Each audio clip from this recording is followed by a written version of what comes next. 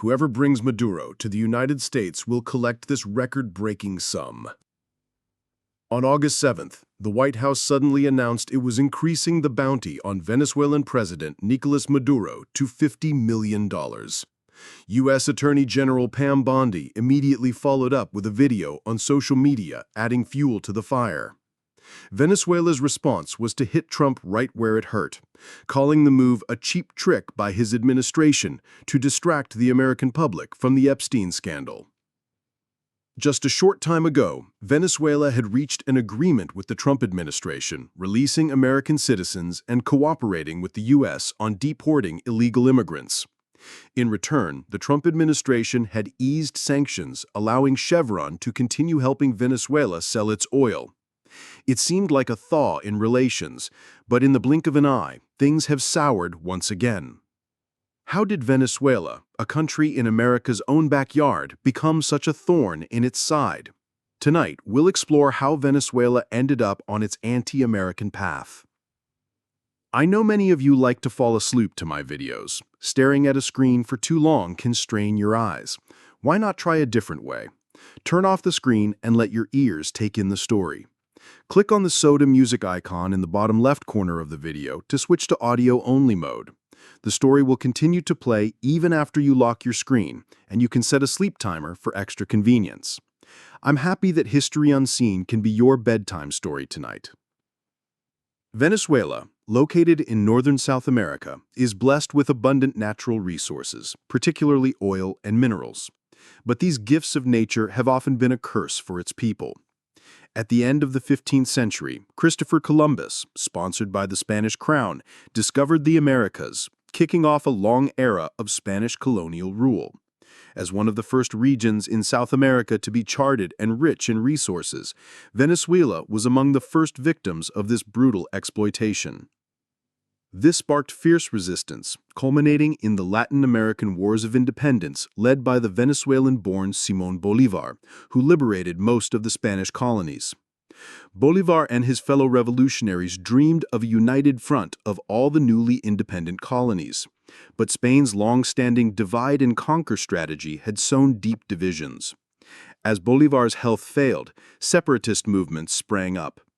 The Venezuelan military strongman José Antonio Páez was the first to break away, betraying his promise to Bolívar and declaring Venezuela's independence. This ushered in the Caudillo era, a period defined by military rule and a landowning elite. Under this system, the oppression of the common people was no less severe than under the Spanish, naturally leading to public discontent and rebellion. To shore up their power, these rulers often sought support from foreign powers, and for them, the rising United States, a close neighbor that had just gone through its second industrial revolution, was a much better choice than a distant Europe.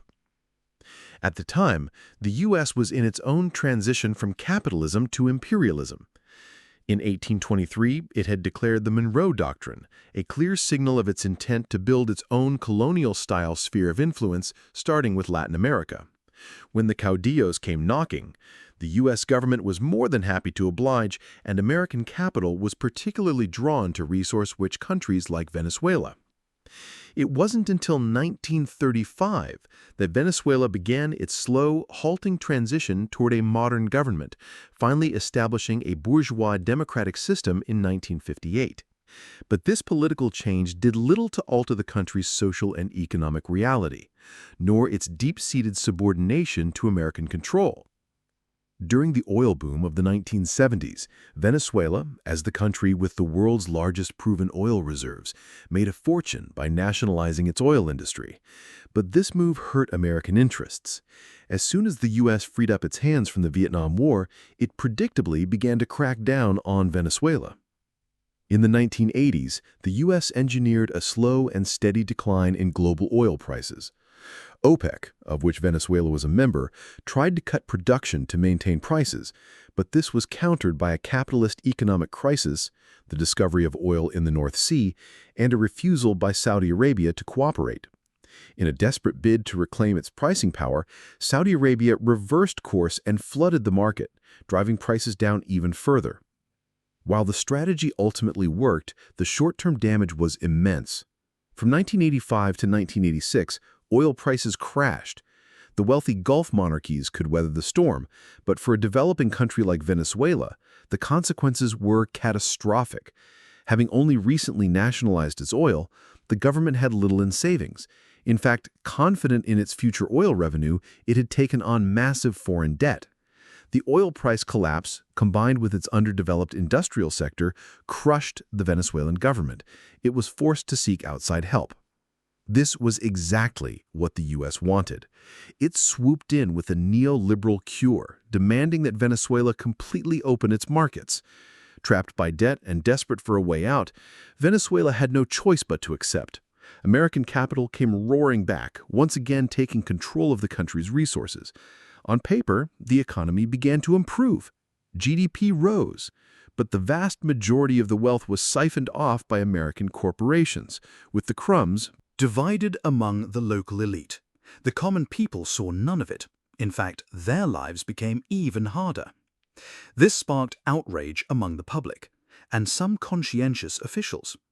In 1982, a young army officer named Hugo Chavez and a group of like-minded compatriots secretly formed a leftist group called the Bolivarian Revolutionary Movement. In 1992, they launched a military coup to overthrow the corrupt pro-American government. The coup failed, but Chavez negotiated a deal. He would appear on television and call for his fellow conspirators to surrender, and in return, the government would show leniency. As a result, Chavez wasn't executed, he was sent to prison. When the president he tried to overthrow was later impeached, Chavez was pardoned. Barred from rejoining the military, he changed tactics and decided to run for office. His message resonated with a public fed up with corruption, and his fame from the coup attempt made him a household name. He won the presidency on his first try. In office, Chavez immediately launched sweeping reforms, nationalizing key industries, limiting corporate profits, and dramatically increasing social welfare spending. These policies won him popular support, but enraged the US and Venezuela's comprador elite. In 2002, with strong backing from the CIA, the opposition launched a military coup and briefly placed Chavez under house arrest. But thanks to his public support and influence within the military, loyalist soldiers staged a counter-coup, rescued Chavez, and crushed the rebellion. Just as the failed Bay of Pigs invasion pushed a once nationalist Fidel Castro, who had initially sought good relations with the US, firmly into the anti-American socialist camp, the US-backed coup against Chavez had a similar effect. He accelerated his nationalization program and became relentlessly anti-American. He publicly called the US the devil and made "Are you willing to join me in fighting America?" a standard question in his diplomatic dealings. He even siphoned money from his country's tight budget to fund anti-American alliances in Latin America. The US was furious but could do little. The Venezuelan opposition was hopelessly incompetent. Despite American funding, supplies, and international cheerleading, they couldn't shake Chavez's rule. Even after Chavez's death, his successor, Maduro, who lacked Chavez's charisma and had the misfortune of facing a global oil price drop and intensified US sanctions, remained firmly in power. The opposition's efforts were a joke. They could get the US and Europe to recognize their alternative government and freeze Venezuela's overseas assets, but they had no real power inside the country. Their most dramatic attempt was in 2019 when they tried to stage a color revolution. Their protests were dwarfed by massive pro-Maduro counter-demonstrations. They then attempted a military coup, but only 70 soldiers joined, and most of them had been tricked into participating. It was a farce. Their only success was helping a single opposition leader escape house arrest. Maduro found them so pathetic that he didn't even bother to arrest or silence their leader, Juan Guaidó, letting him continue to play president of his fantasy government. In the end, it was the opposition itself that imploded, with their interim government voting to remove Guaidó from his post. The US and Europe, seeing the writing on the wall, abandoned him. In the 2024 Venezuelan election, the West is once again refusing to recognize the results. But no matter how much they dislike the anti-American Maduro, they can't change the fact that Venezuela, right in America's backyard, will continue to be a major headache for the United States under his leadership.